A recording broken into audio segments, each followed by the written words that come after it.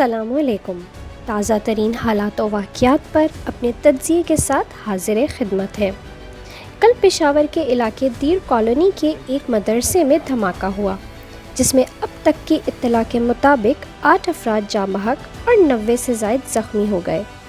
ابتدائی اطلاعات کے مطابق 5 سے 6 کلو دھماکہ خیز مواد ایک تھیلے میں رکھا گیا تھا، جو ریموٹ کنٹرول ڈیوائس کے ذریعے کیا گیا۔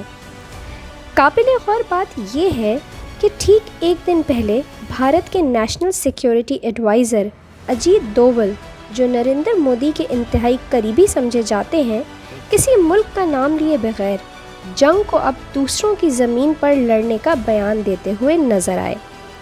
یہ بیان انہوں نے بھارت کے شہر رشی کیش میں دیا، جو کہ ہندوؤں کے مقدس مقامات میں سے ایک ہے۔ وزیر اعظم پاکستان کے مشیر موئید یوسف نے ایک مشہور بھارتی صحافی کرن تھاپر کو انٹرویو کے دوران کھل کر اجیت دوول اور انڈین ایجنسی را کو APS واقعے کے ذمہ دار ٹھہرایا تھا۔ گزشتہ دنوں PDM کے جلسوں کے دوران آزاد بلوچستان کے نعرے بھی سنے گئے، اور نواز شریف کی فوج مخالف تقریر بھی سب کو یاد ہی ہوگی، جس میں کھل کے جنرل باجوہ اور ISI چیف جنرل فیض کا نام لے کر الزام لگایا گیا۔ اس وقت بھارت کے چوٹی کے دفاعی تجزیہ کار پاکستان کی سیاسی افراتفری کو بھارت کے حق میں استعمال کی باتیں کرتے نظر آتے ہیں۔ نواز شریف کی بھارت نوازی ہمیشہ سے زباں زد و عام رہی ہے، جس میں بھارت کے صحافیوں اور سیاستدانوں کے سامنے کارگل کارروائی میں ملوث پاکستانی جرنیلوں کو سزا دینے کی بات بھی کرتے نظر آئے، تو کبھی ممبئی حملوں میں پاکستانیوں کے ملوث ہونے کے بیان سے لے کر ٹون لیگ جیسے اسکینڈلز انہی کے سر پر ہیں۔ شریف خاندان کے بھارت کے نامی گرامی کاروباری افراد سے بھی نہایت قریبی تعلقات رہے ہیں، جن کی پاکستان اور اس کے قومی سلامتی کے اداروں سے نفرت کوئی ڈھکی چھپی بات نہیں، جن میں سے ایک سجن جندال ہیں، جو کہ نریندر مودی کے بھی دوستوں میں سے ایک ہیں۔ شریف خاندان کی بھارت نوازیاں یہیں تک محدود نہیں، ماضی میں بھی اس کی مثال ملتی رہی ہیں۔ افغانستان میں بہت سارے جنگی سامان تباہ شدہ بکھرا پڑا تھا، جس میں کثیر تعداد روسی اور امریکی ٹینکوں کی تھی، بختر بند گاڑیاں، توپیں، ہوائی جہاز، ہیلی کاپٹر وغیرہ۔ نکل شیٹس اتنی موٹی تھیں کہ کوئی انہیں کاٹ نہیں سکتا تھا، اور وزن زیادہ ہونے کی وجہ سے اٹھایا نہیں جا سکتا تھا۔ پھر ہر صوبے والے وہ اسلحہ اٹھانے نہیں دیتے تھے۔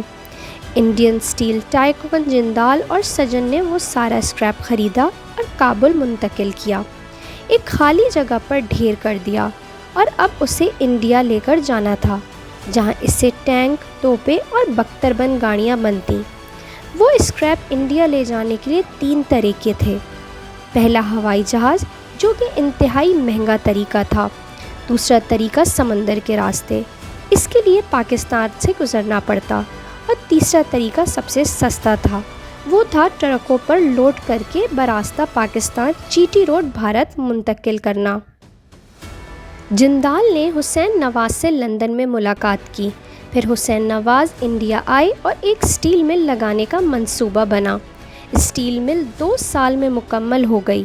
نواز شریف وزیر اعظم تھے، انہوں نے پاکستان کے راستے واہگہ بارڈر تک سامان لے جانے کی اجازت دی، اور روڈ ٹیکس اور فارن ٹیکس بھی معاف کر دیا۔ یوں پہلا کانوائے، جس میں 100 ٹرالر تھے، روانہ ہوا۔ جیسے ہی یہ کانوائے لنڈی کوتل سے پاکستان میں داخل ہوئے، پاک فوج کو رپورٹ گئی۔ جنرل کیانی نے وزیر دفاع سے بات کی، انہوں نے کہا یہ وزیر اعظم کا حکم ہے۔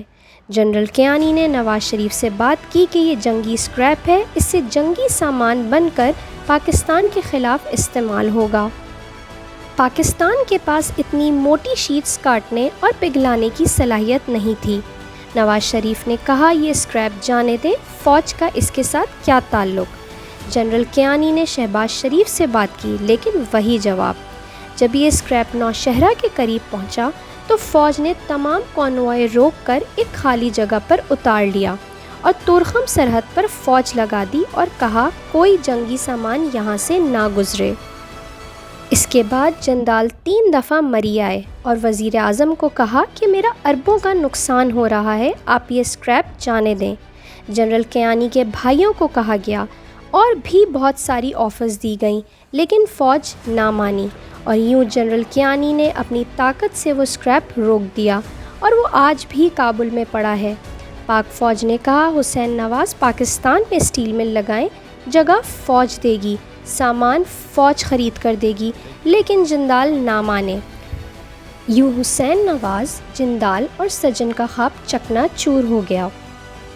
پھر راحیل شریف سے بات کی گئی اور انہوں نے بھی وہی جواب دیا، اور یوں نواز شریف پاک فوج کے خلاف ہو گئے اور پاک فوج اور انٹیلیجنس اداروں پر ہر طرح کے الزام تراشیوں کا سلسلہ شروع کر دیا، جو آج تک جاری ہے۔ ہماری رائے اور تجزیے سے آپ کتنا متفق ہیں ہمیں کمنٹ سیکشن میں ضرور بتائیے گا۔ ویڈیو کو لائک کریں، چینل کو سبسکرائب کریں۔ اپنا خیال رکھیے گا۔